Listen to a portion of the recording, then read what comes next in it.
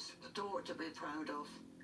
Really happy, popular at school and at work. She was just full of life. Absolutely full of life.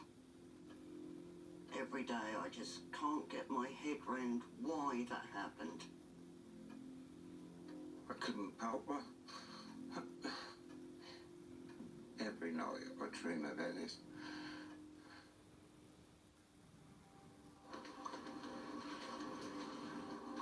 21-year-old Karen and her fiancé Peter had bought a house on Lavenham Road in Ipswich and lived there with their 18-month-old daughter, Emily.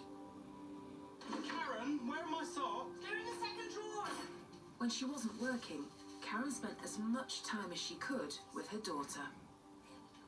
Karen took to being a mother as like a duck to water. She was a brilliant mum. She idolised Emily. Oh, Dad. And I saw her on the Saturday, and I told her that her dad and I will probably call over on Sunday night. She definitely knew we were going to pop over. All right, love, see you later. All right. Oh, wait. Just before 4 p.m. on Sunday the 21st of November, Peter went to work. See you later. Bye-bye, Emily. At around 4:15 p.m, Jerry and Graham popped in to see Peter at work. Is that you, Peter? Oh, all right. How are you doing? They then went to visit Karen and Emily. Well, when we arrived, I knocked at the door twice and got no response. Karen? So I looked through the letterbox, saw the smoke.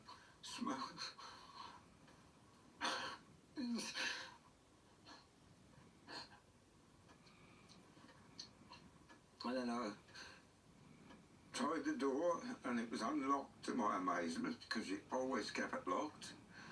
And ran through to the kitchen. I put the rest of the fire in with some water. And then I noticed the stab wounds.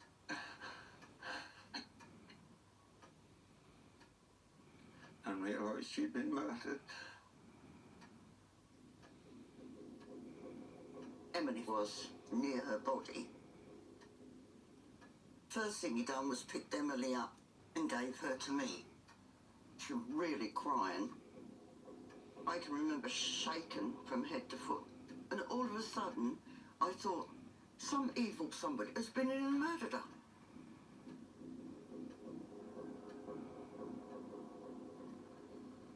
Since Karen's death 31 years ago, there have been numerous investigations and a Crime Watch appeal. However, the murderer has not been found. Karen was stabbed, and we know that she also had some other injuries. The level of assault was, the violence used was just off the scale. Retired Detective Chief Inspector Andy Guy heads up the cold case team for Norfolk and Suffolk Constabulary, who are investigating the murder. Karen didn't have any secrets that we could find. She was just a typical, working mum. She wasn't involved in anything unsavoury. She wasn't involved in crime or drugs or anything like that. There's no reason why anybody would harm her. Just unfathomable. We know that Emily was in the house. I mean, what's horrendous is that whoever started that fire, they're condemning Emily, who was 18 months old, to death. The personal people responsible for this will have used violence elsewhere. Your first offence, you don't go into a house, murder a woman and set the house on fire with a small child there. Police believe Karen was stabbed with 2 knives, which were missing from the kitchen, and a debit card, chequebook and purse was stolen from her bag. Lavenham Road and the area suffered from multiple burglaries at the time. That Karen told Peter the day before the attack that someone had tried a door handle late that night, which had unnerved her.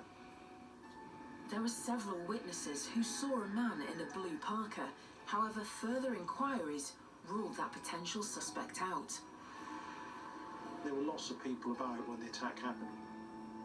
There were two boys walking past who saw smoke coming from the property.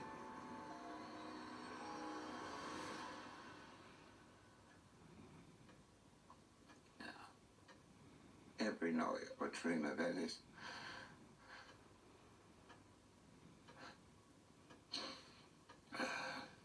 Get about 4 hours sleep every night until we get the answers, you know.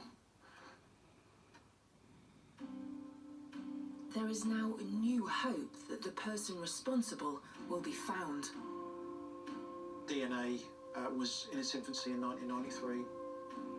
We are looking at what we can do with modern technology. There were items seized at the time that may contain offender DNA. We are revisiting a lot of the key players. The 3 people that we were very interested in at the time are all dead. Individuals were scared to talk about these people because they were violent, they were burglars, they were involved in drugs. And we'd like to know if people have information, then now's the time to tell us.